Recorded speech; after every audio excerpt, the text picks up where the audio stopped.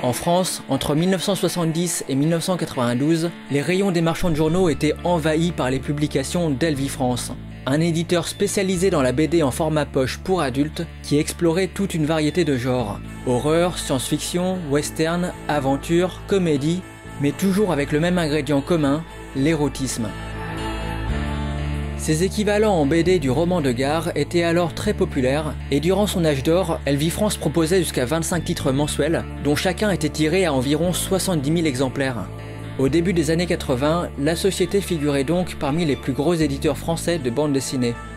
La majorité de ces publications étaient des traductions de BD italiennes, les fumetti per adulti, auxquels quelques rares artistes français ont aussi participé, et parmi eux, Roger Malvesi. C'est à Marseille, où il a toujours vécu, qu'il nous a accueillis pour parler de sa carrière, qui a été beaucoup plus prolifique et variée qu'on ne l'imagine, pour un dessinateur qui est toujours resté confidentiel.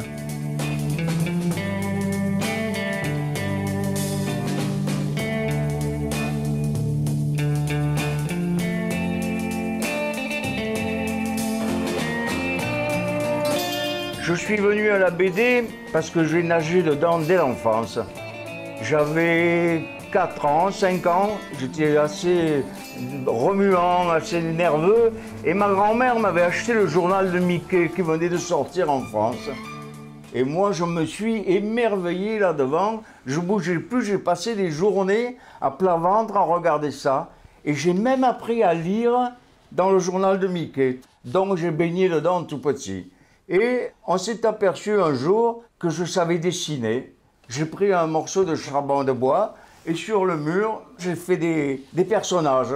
Donc, je suis un autodidacte. Je n'ai jamais pris de cours. Ça venait tout seul. J'avais qu'à regarder et je reproduisais. Donc, j'ai commencé ma première bande dessinée, j'avais 7 ans. J'avais fait une bande dessinée, je l'avais portée à l'école et les profs la faisaient circuler dans les classes. Et puis après, j'ai fait ma vie d'écolier. Et à côté de chez moi, il y avait un imprimeur. Et l'imprimeur connaissait un éditeur. Et cet éditeur est venu me voir, il m'a dit « Tu sais faire des dessins ?» Et je dis « Oui, je sais. » Il me dit « Fais-moi un dessin, je vais te l'imprimer. » Et ça a été ma première bande dessinée, j'avais 17 ans. Elle est parue dans le magazine Hurricane, un des rares magazines en couleur qu'on faisait à l'époque. J'en ai fait une douzaine. Et puis après, je suis parti au service militaire. J'ai continué à dessiner à l'armée. J'envoyais mes bandes tous les mois. Et quand je suis revenu, j'ai commencé à écrire aux éditeurs.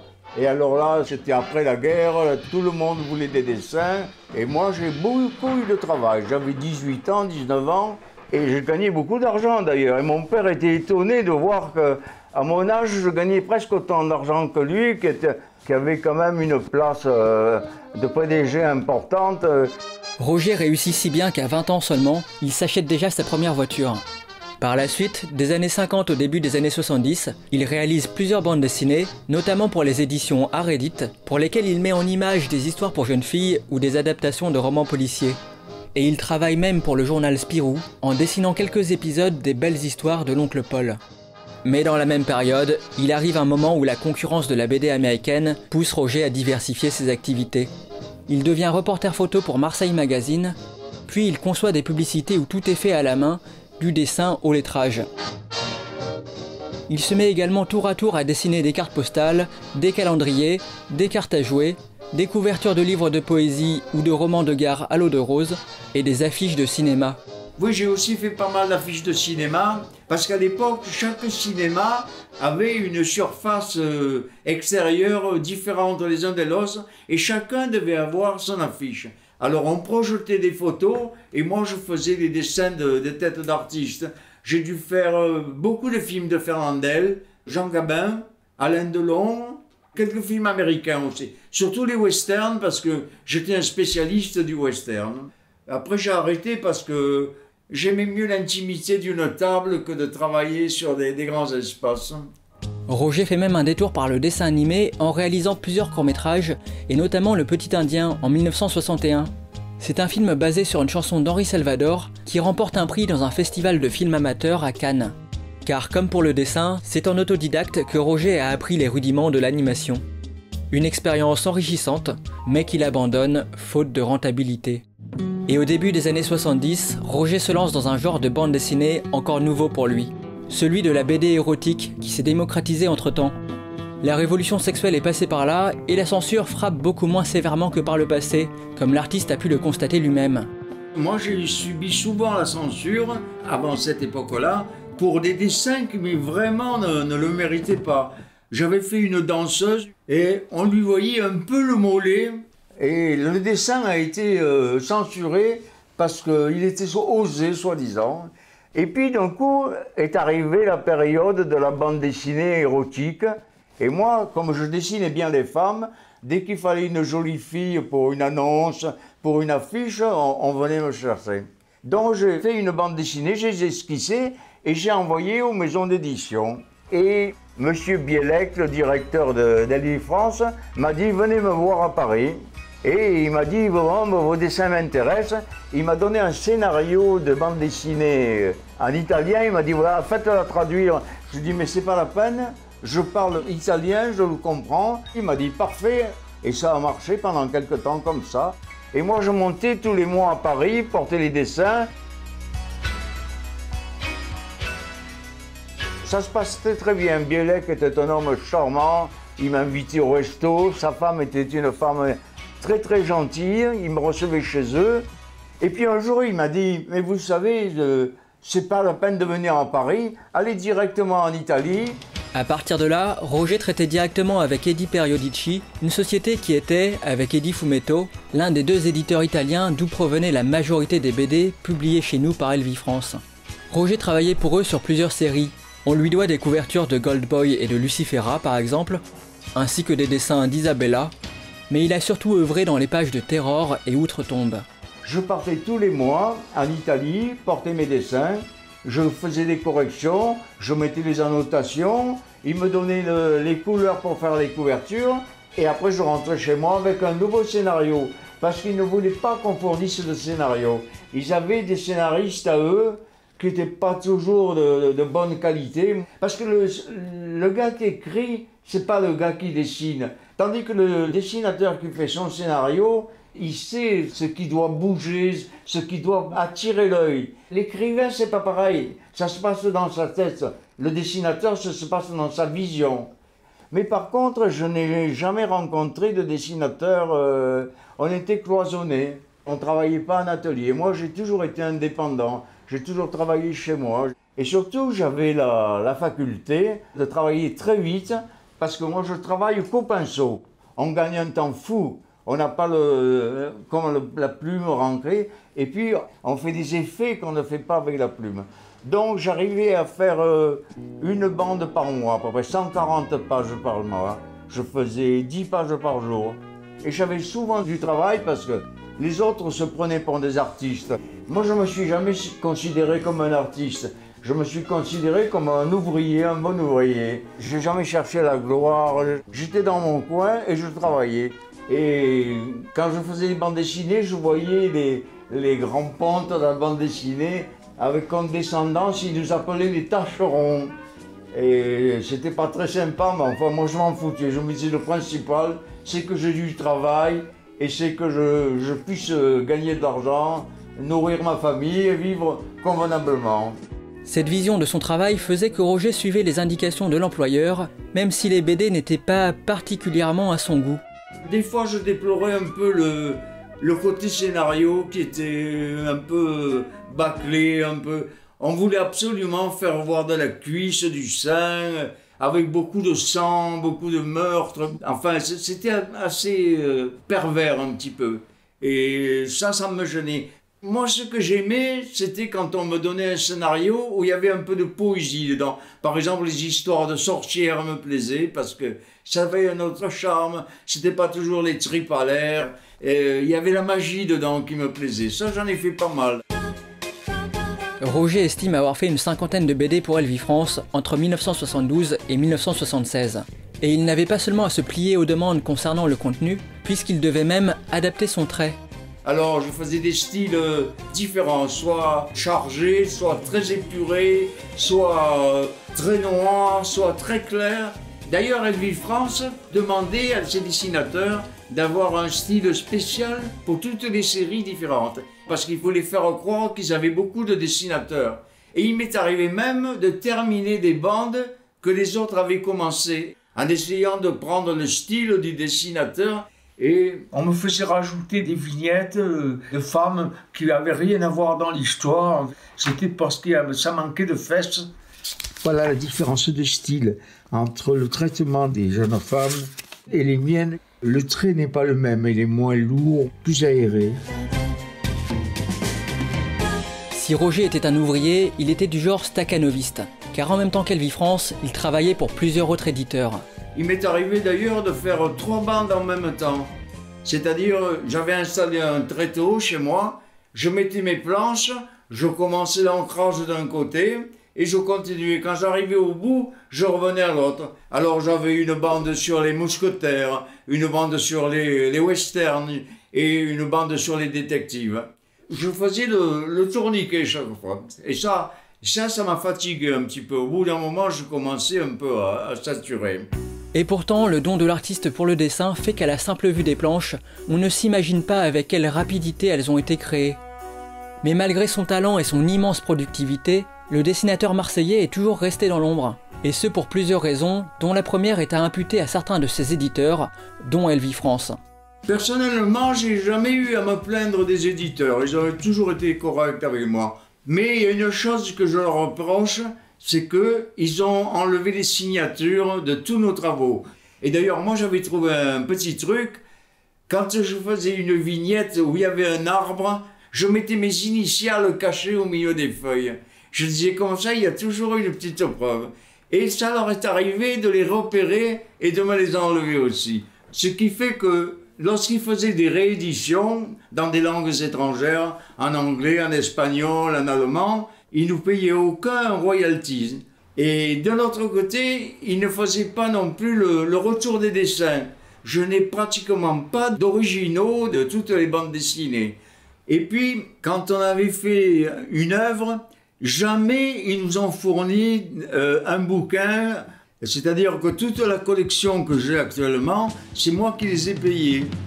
Quand il pouvait apposer sa signature, Roger le faisait sous son nom ou sous les pseudonymes Peter, Malrogue ou Romal.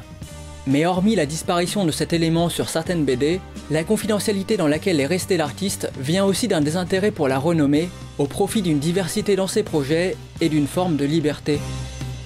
C'est ainsi que Roger a souvent refusé de travailler sur des séries aux personnages récurrents, au point même d'abandonner un projet de BD scénarisé par René Goscinny, le fameux co-créateur d'Astérix. On y aurait suivi les péripéties d'un détective américain nommé Dan Moore. J'ai été très copain avec Maurice, le père de Lucky Luke, et il me disait, tu sais, il y a des jours où Lucky Luke, je le déteste parce que j'en ai assez de dessiner le même chapeau, le même gilet, mais je ne peux pas y échapper. Et moi, j'ai voulu échapper à ça, justement. Je ne voulais pas me mettre sur un personnage et le faire toute ma vie. Je voulais faire des choses différentes. Ça m'apprenait des tas de choses, d'ailleurs. Ça m'apprenait le style des époques. J'allais dans les bibliothèques, j'allais dans les musées, voir les styles de vêtements, les styles de meubles, les styles d'architecture. Ce qui fait que presque tous les dessinateurs, on avait beaucoup de documentation. Et moi, je m'en inspirais beaucoup. Et en même temps, ça m'enrichissait de faire ça. D'ailleurs, il m'est arrivé d'aller voir un film et pendant le film de faire des croquis. Quand je voyais un truc vite dans le noir, je crayonnais pour me rappeler les souvenirs. En suivant cette logique de changement constant dans son travail, le passage de Roger chez Elvie France ne pouvait pas durer éternellement. Son départ s'est fait avant que les BD de l'éditeur ne commencent à représenter le sexe et la violence de manière beaucoup plus crue.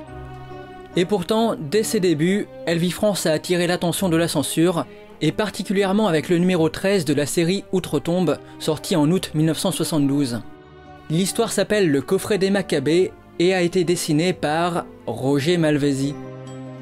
Mais si à l'époque cette BD a été décrite comme présentant des scènes particulièrement répugnantes, aujourd'hui son contenu paraît relativement soft. En Italie, ils étaient beaucoup plus laxistes qu'en France. Et certains dessins qui ont paru en français étaient retouchés. D'ailleurs, moi, j'en ai retouché plusieurs. C'est-à-dire, on a enlevé des poses qui frôlaient le porno un petit peu. Moi, je suis pas contre. Je dis que trop en montrer, c'est pas une bonne chose. Il vaut mieux suggérer.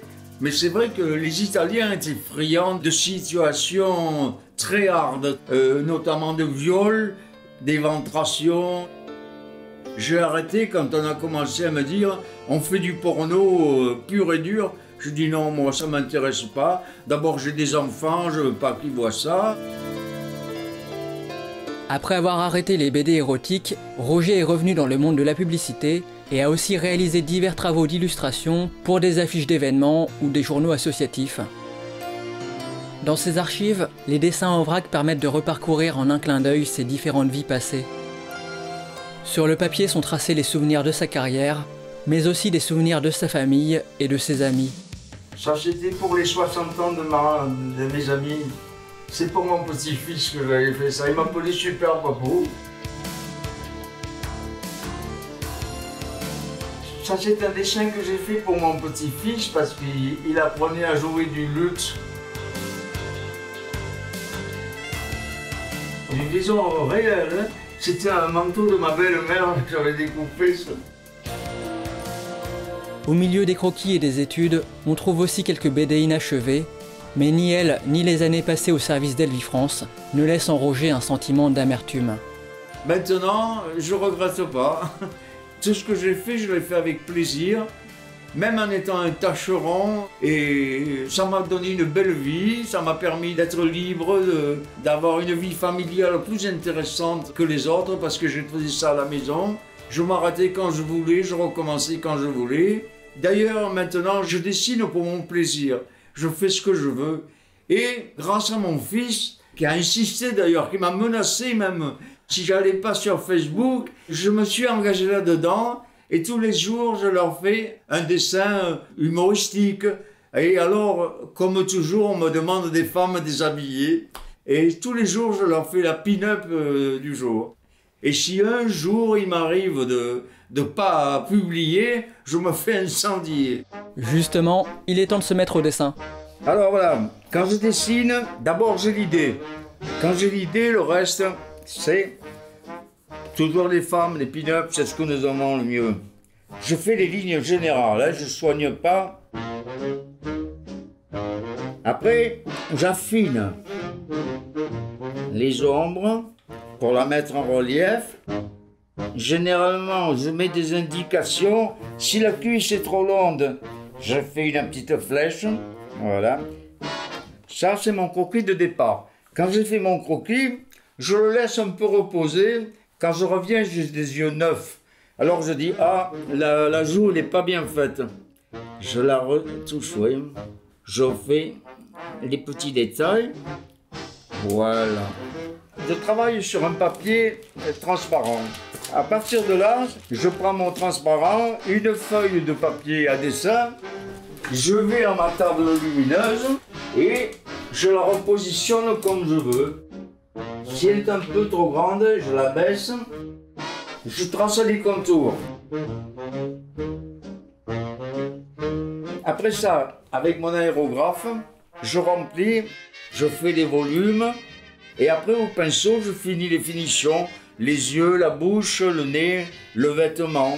Et bien souvent, je donne des coups de feutre pour donner des coups de relief. Et voilà, et ça donne une pin-up. Et tout ça modèle, hein, vous avez remarqué. Mais quand j'étais jeune, de temps en temps, je prenais un peu des modèles. Ça coûte cher, puis ça m'a coûté un divorce. En conclusion, le dessin, pour moi, c'est ma respiration. Je ne peux pas vivre sans. Et tant que j'aurai la bonne vue, je le ferai. Si vous voulez voir des dessins de moi, consultez Facebook. J'y suis tous les jours. Bisous à tous.